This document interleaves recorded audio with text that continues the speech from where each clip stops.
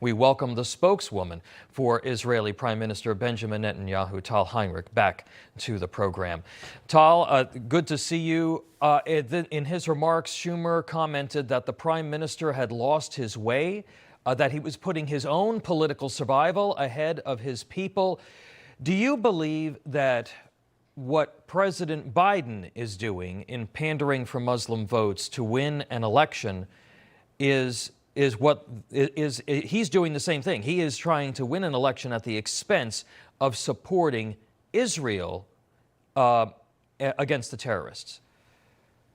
Good to see you, Tom. Good morning to you and to your viewers. You see, first I'll address what Schumer said there, these statements. You know, Israel is a sovereign country. We're a democracy. This concept where the citizens choose who leads them, the government. And right now, in case someone hasn't noticed, we have a unity government in place. We don't intervene in American politics, and we expect to be treated with the same respect. The unity government and the war cabinet that we have in place right now, and the prime minister who leads them, really represent what the overwhelming majority of Israelis want to see, and that is a total victory over Hamas. We want to see all hostages back home. We want to see the elimination of this terrorist organization. We want to make sure that Gaza will never, ever pose a terror threat to us again. And we reject the notion of a Palestinian terror state. Chuck Schumer also listed what he believes are the impediments to peace. When we talk about real peace, not just empty slogans, then the real impediments to peace are, you know, Palestinian terrorism and their refusal to acknowledge that Israel is not some temporary entity and that it's here to stay. You remember very well that right after 9/11, when Osama bin Laden, radical Islamists, attacked the United States, the civilized world closed ranks and rallied behind the United States. Right. And President George W. Bush back then, he said, it's either you're with us or you're with the terrorists. 20 years later, we ask the same question. Yeah. Chuck Schumer may have his opinions, but how did the people of Israel see the Prime Minister's prosecution of the war against Hamas and the way that he has so far handled the situation? You know, it's really not about the prime minister or the government or the IDF or the war cabinet.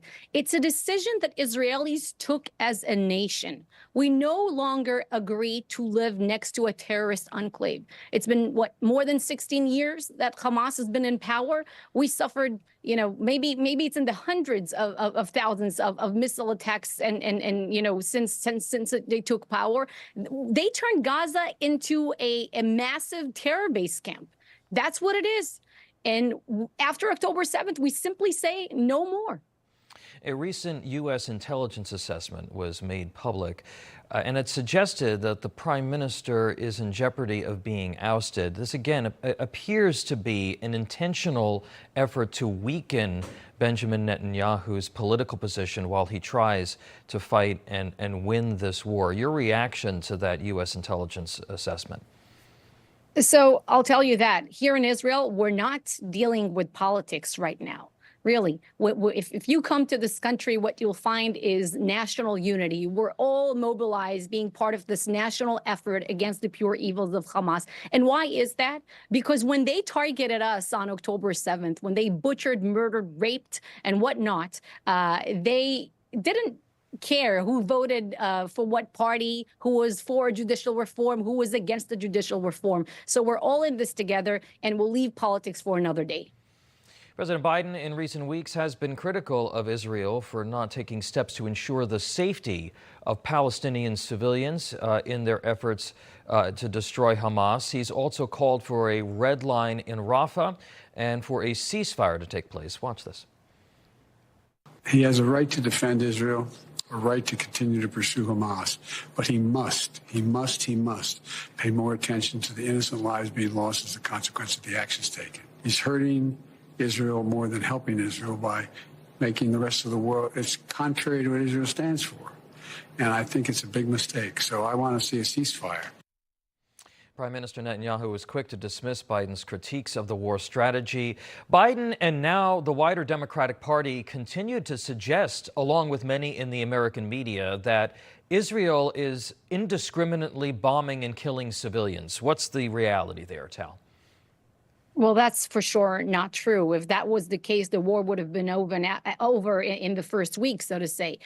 Israel, the reality is, has been taking unprecedented efforts in the history of urban modern warfare to safeguard the civilian population in Gaza, to facilitate humanitarian aid into Gaza, to make sure that collateral damage and the suffering of civilians in Gaza is the minimal one, whereas Hamas are trying to do exactly the opposite. They want to see maximized damage in Gaza, loss of life. These are the kind of images that they want the world to see. That's their whole strategy, Tom. They want Israel to take the fire for their own vile, bloodthirsty action. That's their strategy. And when the world or someone out there puts pressure on Israel instead of on Hamas, it serves their strategy. It serves their goal. This is exactly what they want people out there to do. And it incentivizes their use of civilians as human shields. Hamas steals the aid, but then Israel takes the fire for it. That means that they will just continue to do it again and again. Tal, real quick, I want to end where I began. Do you believe that President Biden, in an effort to pander for Muslim votes in his election, is doing that at the expense of Israel and our relationship with Israel? Well, we do not intervene in internal American politics, as I said.